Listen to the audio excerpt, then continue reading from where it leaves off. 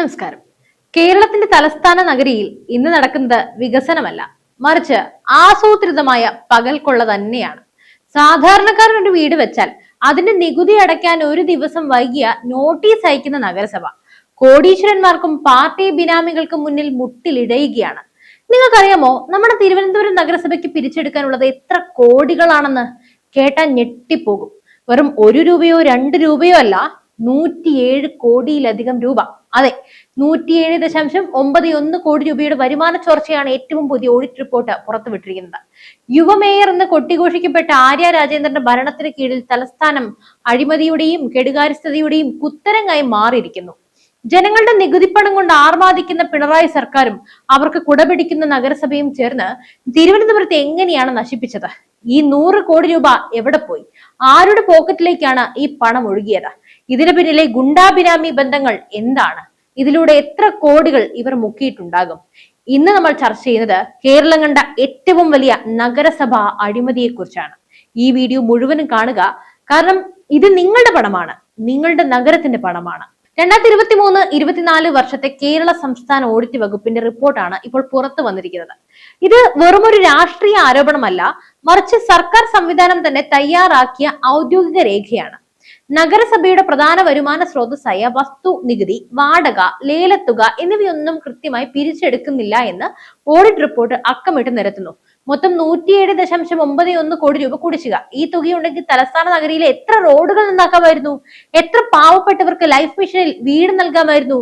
ഏറ്റവും കൂടുതൽ പിരിച്ചെടുക്കാനുള്ള 10 വാർഡുകളിലെ 3058 കെട്ടിടങ്ങളിൽ നിന്നായി മാത്രം 37.84 കോടി രൂപയാണ് ലഭിക്കാനുള്ളത്. ഭരണസിരാ കേന്ദ്രത്തിന്റെ മൂക്കിന് താഴെ നടക്കുന്ന ഈ കൊള്ളയ്ക്ക് മുൻ മേയർ മറുപടി പറയണ്ടേ?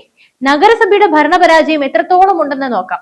വാടകയും നികുതിയും ലേലത്തുകയും യഥാസമയം പിരിച്ചെടുക്കാത്തത് കൊണ്ട് വൻ വരുമാന ചോർച്ചയാണ് ഉണ്ടായിരിക്കുന്നത്. മുൻ വർഷത്തെ കുടിശ്ശിക കൂടി ചേർത്താണ് ഈ 107 കോടി എന്ന ഭീമമായ തുകയിലേക്ക് കാര്യങ്ങൾ എത്തിയിരിക്കുന്നത്. ഇത് മനഃപൂർവ്വം വരുത്തുന്ന വീഴ്ചയാണോ അതോ കഴിവുകേടാണോ? ഇവിടെയാണ് കഥയിലെ ഏറ്റവും ഭീകരമായ വശം പുറത്തു വരുന്നത്. പിരിച്ചെടുക്കാനുള്ള കോടികളിൽ നല്ലൊരു പങ്കും CPM പ്രാദേശിക നേതാക്കളോ അനുഭാവികളോ ബിനാമി പേരുകളിൽ ലേലത്തിനെടുത്ത കെട്ടിടങ്ങളാണ്. പാർക്കിംഗ് ഏരിയകൾ, മാർക്കറ്റുകൾ, കമ്മ്യൂണിറ്റി ഹാളുകൾ എന്നിവയെല്ലാം പാർട്ടിക്കാർ കൈയടക്കി വെച്ചിരിക്കുകയാണ്. സ്വകാര്യ കെട്ടിടങ്ങളിൽ കൂടുതലും CPM നേതാക്കൾ നേരിട്ടോ അല്ലാതെയോ നിയന്ത്രിക്കുന്നവയാണ്. ഇതുകൊണ്ട് തന്നെയാണ് BJP ഇന്ന് തിരുവനന്തപുരം പിടിച്ചത്. ബിനാമി പേരുകളിൽ വൻകിട നേതാക്കൾ ലേലത്തിന് എടുത്തിട്ടുള്ളവയും ഇക്കൂട്ടത്തിലുണ്ട്. കടകംപള്ളി സോണൽ ഓഫീസിന് കീഴിലുള്ള കടമുറികളുടെ വാടക മാസങ്ങളായി ഈടാക്കിയിട്ടില്ല. ഇതെന്തുകൊണ്ടാണ്? ഉത്തരം ലളിതമാണ്. അവിടെ കച്ചവടം നടത്തുന്നത് പാർട്ടിയുടെ ആളുകളാണ്. ലേലത്തുക ചോദിക്കാൻ ചെല്ലുന്ന ഉദ്യോഗസ്ഥരുടെ അവസ്ഥ എന്താണെന്ന് അറിയാമോ?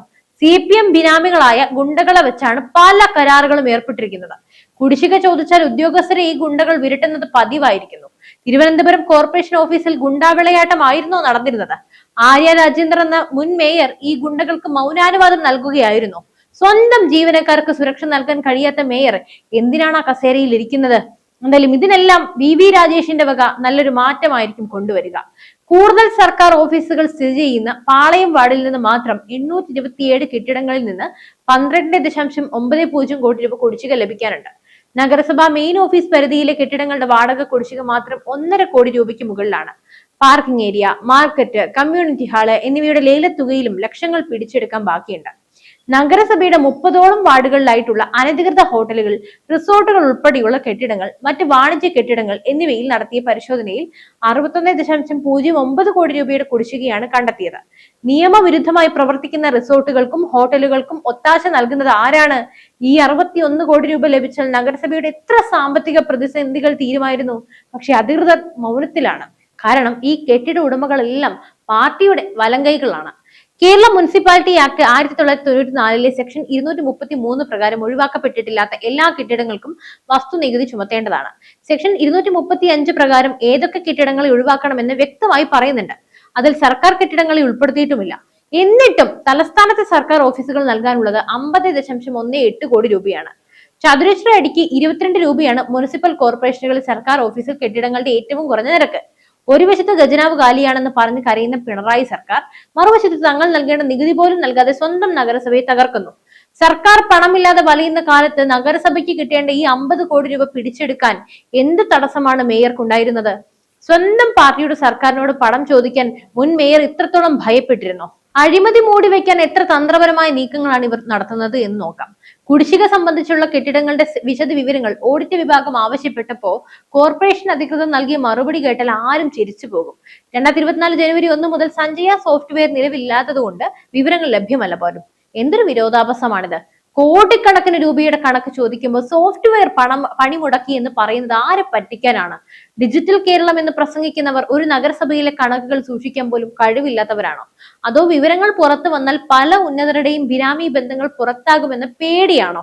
ഈ സോഫ്റ്റ്വെയർ മാറ്റവും വിവരങ്ങൾ ലഭ്യമല്ലെന്ന നിലപാടും ആസൂത്രിതമായ ഒരു തിരക്കഥയുടെ ഭാഗമാണെന്ന് സംശയിക്കേണ്ടിയിരിക്കുന്നു. ഓഡിറ്റ് വിഭാഗത്തിന് പോലും വിവരം നൽകാതെ ഒളിച്ചു കളിക്കുന്നത് എന്തിനു വേണ്ടിയാണ്? ഈ ചെറിയ പ്രായത്തില് മേയറായപ്പോ വലിയ പ്രതീക്ഷ നൽകിയ വ്യക്തിയായിരുന്നു ആര്യ രാജേന്ദ്രൻ. എന്നാൽ ഇന്ന് അഴിമതിയുടെയും സ്വജനപക്ഷപാതത്തിന്റെയും മുഖമായി അവർ മാറിക്കഴിഞ്ഞതാണ്. അതുകൊണ്ട് തന്നെയാണ് തിരുവനന്തപുരംകാർ അവരെ പിടിച്ച് പുറത്താക്കിയത്. തിരുവനന്തപുരം നഗരസഭയിലെ കത്ത് വിവാദം നമ്മൾ മറന്നിട്ടുമില്ല. പാർട്ടിക്കാരെ തിരികെ കയറ്റാൻ മേയർ നേരിട്ട് കത്തയച്ച സംഭവം കേരളം കണ്ടതാണ്. ഇപ്പൊ ഇതാ 100 കോടിയുടെ നികുതി വെട്ടിപ്പും പുറത്തു വരുന്നു. ഭരണപരാജയം ഇതിലും വലുതായി എങ്ങനെയാണ് കാണിച്ചു തരിക? തലസ്ഥാന നഗരിയിലെ മാലിന്യ പ്രശ്നം രൂക്ഷമായിരുന്നു. തെരുവ് വിളക്കുകൾ കത്തിയില്ല. മഴ പെയ്താൽ നഗരം വെള്ളത്തിനടിയിലാകുന്നു. ഇതിനൊന്നും പണമില്ലെന്ന് പറഞ്ഞിരുന്ന മേയർ പാർട്ടിക്കാർക്കും ബിനാമികൾക്കും 100 കോടി രൂപ വെട്ടിക്കാൻ അവസരം ഒരുക്കി കൊടുക്കുകയാണ്. ഇത് തിരുവനന്തപുരത്തെ ജനങ്ങളോടുള്ള വെല്ലുവിളിയായിരുന്നു.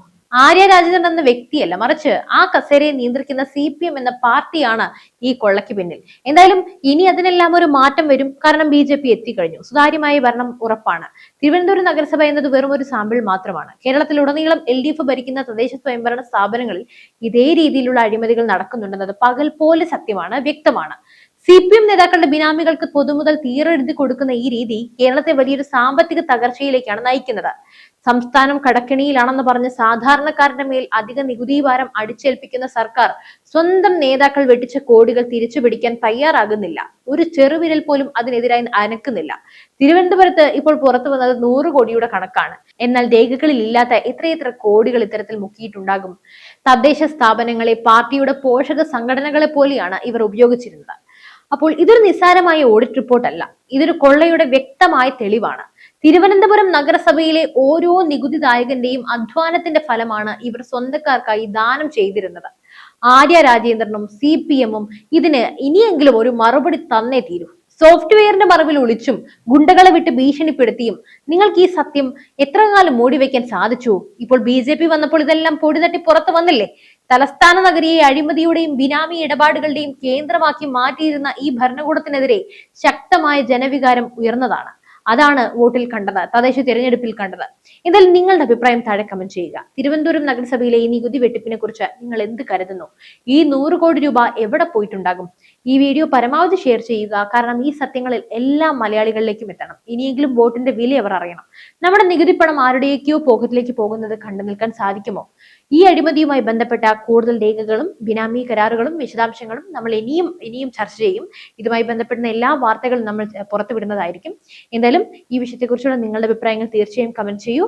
മറ്റൊരു വിഷയമായി വീണ്ടും എത്തും വരെ നന്ദി.